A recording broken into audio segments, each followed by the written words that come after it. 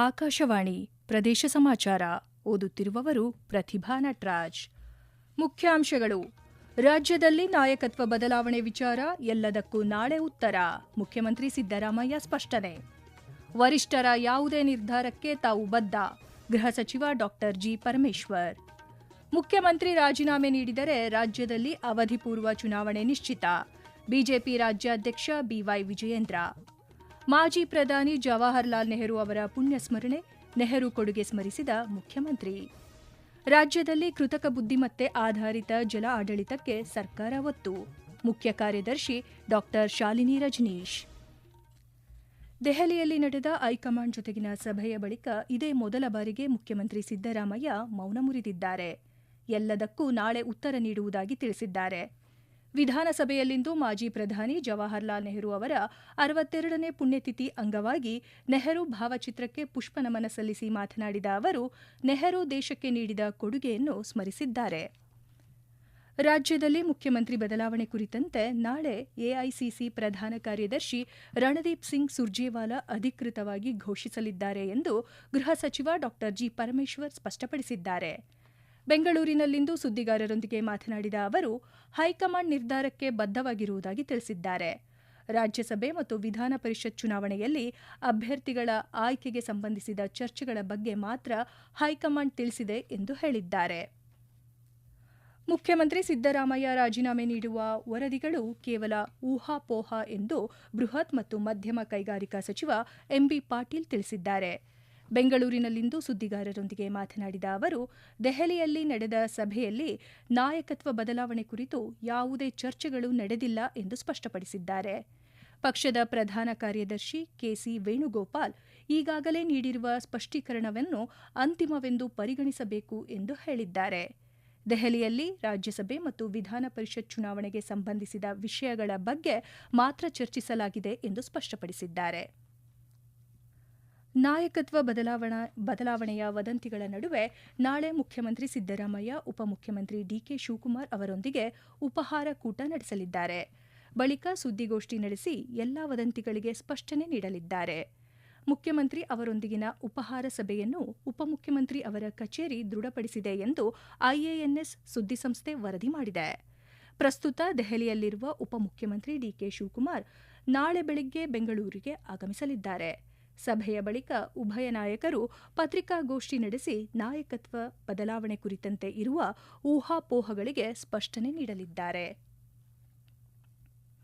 ಮುಖ್ಯಮಂತ್ರಿ ಸಿದ್ದರಾಮಯ್ಯ ರಾಜೀನಾಮೆ ನೀಡಿದರೆ ರಾಜ್ಯದಲ್ಲಿ ಅವಧಿಪೂರ್ವ ಚುನಾವಣೆ ನಿಶ್ಚಿತ ಎಂದು ಬಿಜೆಪಿ ರಾಜ್ಯಾಧ್ಯಕ್ಷ ಬಿವೈ ವಿಜಯೇಂದ್ರ ತಿಳಿಸಿದ್ದಾರೆ. ಶಿವಮೊಗ್ಗದಲ್ಲಿ ಸುದ್ದಿಗಾರರೊಂದಿಗೆ ಮಾತನಾಡಿದ ಅವರು, ಕಾಂಗ್ರೆಸ್ ಪಕ್ಷದ ಆಂತರಿಕ ಕಚ್ಚಾಟದಿಂದ ರಾಜ್ಯದಲ್ಲಿ ಆಡಳಿತ ವ್ಯವಸ್ಥೆ ಸಂಪೂರ್ಣ ಕುಸಿದಿದೆ ಎಂದು ಆರೋಪಿಸಿದ್ದಾರೆ. ರಾಜ್ಯದಲ್ಲಿ ಕಾಂಗ್ರೆಸ್ ಅವನತಿ ಆರಂಭವಾಗಿದ್ದು, ಕರ್ನಾಟಕದಲ್ಲಿ ಮುಂಬರುವ ದಿನಗಳಲ್ಲಿ ಕಾಂಗ್ರೆಸ್ ಅಧಿಕಾರ ಕಳೆದುಕೊಳ್ಳಲಿದೆ ಎಂದು ಅಭಿಪ್ರಾಯಪಟ್ಟಿದ್ದಾರೆ. ಭ್ರಷ್ಟಾಚಾರದಲ್ಲಿ ಮುಳುಗಿರುವ ರಾಜ್ಯದ ಆಡಳಿತವನ್ನು ಬದಲಾಯಿಸಲು ಕಾಂಗ್ರೆಸ್ ಹೈಕಮಾಂಡ್ ನಿರ್ಧರಿಸಿದೆ ಎಂದು ದೂರಿದ್ದಾರೆ. ಆಧುನಿಕ ಭಾರತದ ನಿರ್ಮಾಣದಲ್ಲಿ ನೆಹರು ಅವರ ಪಾತ್ರ ಬಹುದೊಡ್ಡದು ಎಂದು ಮುಖ್ಯಮಂತ್ರಿ ಸಿದ್ದರಾಮಯ್ಯ ತಿಳಿಸಿದ್ದಾರೆ. ವಿಧಾನಸೌಧದಲ್ಲಿಂದು ಮಾಜಿ ಪ್ರಧಾನಿ ಜವಾಹರಲಾಲ್ ನೆಹರು ಅವರ ಪುಣ್ಯಸ್ಮರಣೆ ಅಂಗವಾಗಿ ಅವರ ಪ್ರತಿಮೆಗೆ ಮಾಲಾರ್ಪಣೆ ಮಾಡಿ ಮಾತನಾಡಿದ ಅವರು, ನೆಹರು ಅವರು ದೇಶದ ಮೊದಲ ಪ್ರಧಾನಿಗಳಾಗಿ 17 ವರ್ಷಗಳ ಕಾಲ ಜನರ ಸೇವೆ ಮಾಡಿದ್ದಾರೆ.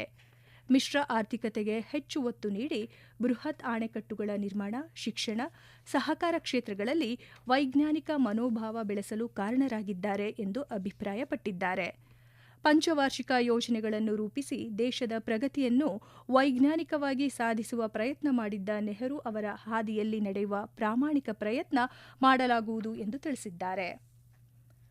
ರಾಜ್ಯದಲ್ಲಿ ವರದಿಯಾಗಿದ್ದ ಶಂಕಿತ ಎಬೋಲಾ ಪ್ರಕರಣದ ಪ್ರಯೋಗಾಲಯ ತಪಾಸಣಾ ವರದಿ ಬಂದಿದ್ದು ಸಂಪೂರ್ಣವಾಗಿ ನೆಗೆಟಿವ್ ಆಗಿದೆ.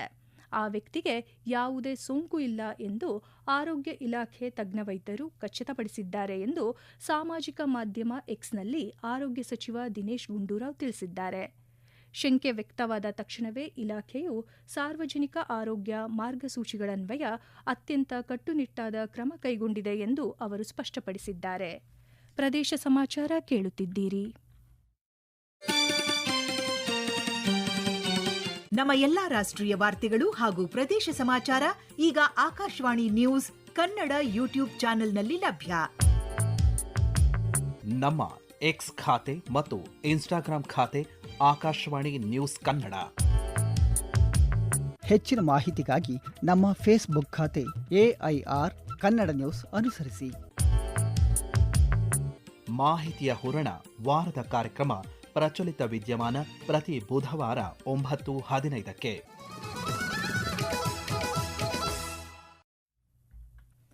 ಹವಾಮಾನ ಬದಲಾವಣೆ, ನಗರೀಕರಣ, ಅಂತರ್ಜಲ ಕುಸಿತ ಹಾಗೂ ಮೂಲಸೌಕರ್ಯಗಳ ಮೇಲಿನ ಒತ್ತಡದಂತಹ ಭವಿಷ್ಯದ ಸವಾಲುಗಳನ್ನು ಸಮರ್ಥವಾಗಿ ಎದುರಿಸಲು ಕೃತಕ ಬುದ್ಧಿಮತ್ತೆ, ಡಿಜಿಟಲ್ ತಂತ್ರಜ್ಞಾನಗಳು ಪ್ರಮುಖ ಪಾತ್ರ ವಹಿಸುತ್ತಿದೆ ಎಂದು ಸರ್ಕಾರದ ಮುಖ್ಯ ಕಾರ್ಯದರ್ಶಿ ಡಾ. ಶಾಲಿನಿ ರಜನೀಶ್ ತಿಳಿಸಿದ್ದಾರೆ.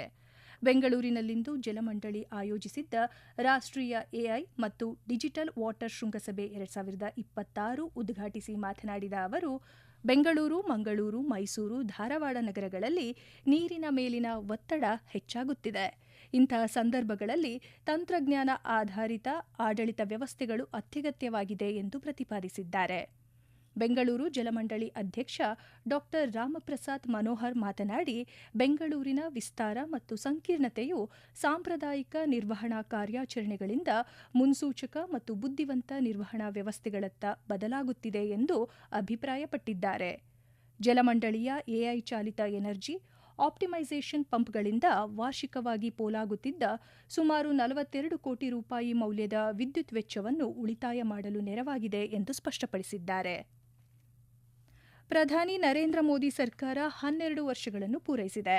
ಈ ಕುರಿತಂತೆ ಪ್ರತಿಕ್ರಿಯಿಸಿರುವ ಆರ್ಥಿಕ ತಜ್ಞ ನವೀನ್ ಕುಮಾರ್, ಪ್ರಧಾನಿ ಮೋದಿಯವರು ಆಡಳಿತಕ್ಕೆ ಬಂದ ಬಳಿಕ ಬ್ಯಾಂಕ್ ಖಾತೆಗಳನ್ನು ತೆರೆಯುವುದು ಸುಲಭವಾಗಿದೆ ಎಂದು ತಿಳಿಸಿದ್ದಾರೆ. ಡಿಜಿಟಲ್ ಬ್ಯಾಂಕ್ಗಳ ಮೂಲಕ ಖಾತೆ ತೆರೆಯುವುದು ಸುಲಭವಾಗಿದ್ದು, ಜನರು ವ್ಯಾವಹಾರಿಕವಾಗಿ ಹೆಚ್ಚು ಭಾಗಿಯಾಗುತ್ತಿದ್ದಾರೆ ಎಂದು ಅಭಿಪ್ರಾಯಪಟ್ಟಿದ್ದಾರೆ.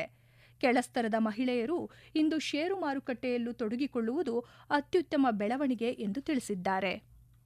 ನಾವು ಗಮನಿಸ್ತಾ ಇದ್ರೆ, ನೀವು ಬ್ಯಾಂಕ್ ಅಕೌಂಟ್ ಓಪನ್ ಮಾಡ್ಬೇಕಂದ್ರೆ ಹಲವಾರು ದಿನಗಳು ತಗೋತಾ ಇದ್ದು, ಇವಾಗ ಕೇವಲ ಕೆಲವೇ ನಿಮಿಷಗಳಲ್ಲಿ ಡಿಜಿಟಲ್ ಬ್ಯಾಂಕಿಂಗ್ ಮೂಲಕ ನೀವು ಮಾಡಬಹುದು. ಇದರಿಂದ ಏನಾಗಿದೆ ಅಂತಂದ್ರೆ, ಬಿಸ್ನೆಸ್ ನಲ್ಲಿ ಪಾರ್ಟಿಸಿಪೇಟ್ ಮಾಡುವಂತ ಜನರ ಸಂಖ್ಯೆ ಹೆಚ್ಚಾಗಿದೆ. ಪಾರದರ್ಶಕತೆ ತರೋದ್ರ ಮೂಲಕ ಡಿಜಿಟೈಸೇಷನ್ ಇಂದ ಎಲ್ಲರಿಗೂ ಮುಕ್ತವಾದಂತ ಅವಕಾಶ ಸಿಗ್ತಾ ಇದೆ. ಜನರಿಗೆ ಮಾರುಕಟ್ಟೆ ಮೇಲೆ ವಿಶ್ವಾಸ ಹೆಚ್ಚಾಗಿ 22 ಮಿಲಿಯನ್ ಅಷ್ಟು ಇದ್ದಂತಹ ಹೂಡಿಕೆದಾರರು ಡಿಮ್ಯಾಟ್ ಅಕೌಂಟ್ ಈಗ 260, ಆಲ್ಮೋಸ್ಟ್ 10ರಿಂದ 12ರಷ್ಟು ಹೆಚ್ಚು ಜನ ಈಗ ಮಾರುಕಟ್ಟೆಯಲ್ಲಿ ಹೂಡಿಕೆ ಮಾಡ್ತಾ ಇದ್ದಾರೆ. ಕೆಳಸ್ತರದಲ್ಲಿ ಇರುವಂತಹ ಮಹಿಳೆಯರು, ಜನರು ₹100 ಕೂಡ SIP ಮಾಡುವಂತ ಒಂದು ಅವಕಾಶ ಇವತ್ತು ಎಲ್ರಿಗೂ ಸಿಕ್ಕಿದೆ.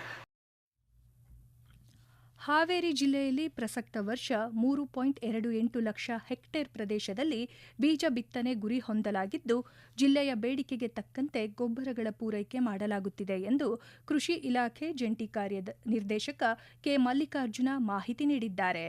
ಹೀಗಾಗಿ ರೈತರು ಆತಂಕ ಪಡುವ ಅಗತ್ಯವಿಲ್ಲವೆಂದು ತಿಳಿಸಿದ್ದಾರೆ.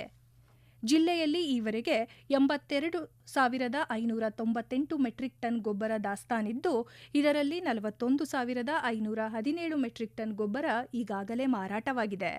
41,070 ಮೆಟ್ರಿಕ್ ಟನ್ ಗೊಬ್ಬರ ಮಾರಾಟವಾಗದೆ ಉಳಿದಿದೆ ಎಂದು ಹೇಳಿದ್ದಾರೆ. ಎಲ್ಲಿಯಾದರೂ ಅಕ್ರಮ ದಾಸ್ತಾನು ಕಂಡುಬಂದರೆ ಅಂತಹ ಮಾರಾಟಗಾರರ ಪರವಾನಗಿಯನ್ನು ಶಾಶ್ವತವಾಗಿ ರದ್ದುಪಡಿಸಲಾಗುವುದು ಎಂದು ಎಚ್ಚರಿಕೆ ನೀಡಿದ್ದಾರೆ. ಘನತ್ಯಾಜ್ಯವನ್ನು ವೈಜ್ಞಾನಿಕವಾಗಿ ವಿಲೇವಾರಿ ಮಾಡುವುದು ಪ್ರತಿಯೊಬ್ಬರ ಜವಾಬ್ದಾರಿಯಾಗಿದ್ದು, ಮನೆಗಳಲ್ಲಿ ಹಸಿ ಕಸ, ಒಣಕಸ ವಿಂಗಡಣೆ ಮಾಡಬೇಕು ಎಂದು ಮಂಡ್ಯ ಜಿಲ್ಲಾಧಿಕಾರಿ ಡಾ. ಕುಮಾರ ತಿಳಿಸಿದ್ದಾರೆ. ಸರ್ವೋಚ್ಚ ನ್ಯಾಯಾಲಯದ 2026ರ ಹೊಸ ನಿಯಮಗಳ ಅನ್ವಯ ಹಸಿ ಕಸ, ಒಣಕಸ, ವಿಶೇಷ ತ್ಯಾಜ್ಯ, ಡೈಪರ್ ತ್ಯಾಜ್ಯವಾಗಿ 4 ರೀತಿಯ ವಿಲೇವಾರಿ ಭಾಗಗಳಾಗಿ ರೂಪಿಸಲಾಗಿದ್ದು, ಸಾರ್ವಜನಿಕರಲ್ಲಿ 2026ರ ನಿಯಮಗಳ ಕುರಿತು ಅರಿವು ಮೂಡಿಸುವಂತೆ ಅಧಿಕಾರಿಗಳಿಗೆ ನಿರ್ದೇಶನ ನೀಡಿದ್ದಾರೆ. ಕೊನೆಯಲ್ಲಿ ಮತ್ತೊಮ್ಮೆ ಮುಖ್ಯಾಂಶಗಳು. ರಾಜ್ಯದಲ್ಲಿ ನಾಯಕತ್ವ ಬದಲಾವಣೆ ವಿಚಾರ ಎಲ್ಲದಕ್ಕೂ ನಾಳೆ ಉತ್ತರ, ಮುಖ್ಯಮಂತ್ರಿ ಸಿದ್ದರಾಮಯ್ಯ ಸ್ಪಷ್ಟನೆ. ವರಿಷ್ಠರ ಯಾವುದೇ ನಿರ್ಧಾರಕ್ಕೆ ತಾವು ಬದ್ಧ, ಗೃಹ ಸಚಿವ ಡಾ. ಜಿ. ಪರಮೇಶ್ವರ್. ಮುಖ್ಯಮಂತ್ರಿ ರಾಜೀನಾಮೆ ನೀಡಿದರೆ ರಾಜ್ಯದಲ್ಲಿ ಅವಧಿಪೂರ್ವ ಚುನಾವಣೆ ನಿಶ್ಚಿತ, ಬಿಜೆಪಿ ರಾಜ್ಯಾಧ್ಯಕ್ಷ ಬಿವೈ ವಿಜಯೇಂದ್ರ. ಮಾಜಿ ಪ್ರಧಾನಿ ಜವಾಹರಲಾಲ್ ನೆಹರು ಅವರ ಪುಣ್ಯಸ್ಮರಣೆ, ನೆಹರು ಕೊಡುಗೆ ಸ್ಮರಿಸಿದ ಮುಖ್ಯಮಂತ್ರಿ. ರಾಜ್ಯದಲ್ಲಿ ಕೃತಕ ಬುದ್ಧಿಮತ್ತೆ ಆಧಾರಿತ ಜಲ ಆಡಳಿತಕ್ಕೆ ಸರ್ಕಾರ ಒತ್ತು, ಮುಖ್ಯ ಕಾರ್ಯದರ್ಶಿ ಡಾ. ಶಾಲಿನಿ ರಜನೀಶ್. ಇಲ್ಲಿಗೆ ಪ್ರದೇಶ ಸಮಾಚಾರ ಮುಗಿಯಿತು. ನಮ್ಮ ಮುಂದಿನ ವಾರ್ತಾ ಪ್ರಸಾರ ಸಂಜೆ 6:40ಕ್ಕೆ.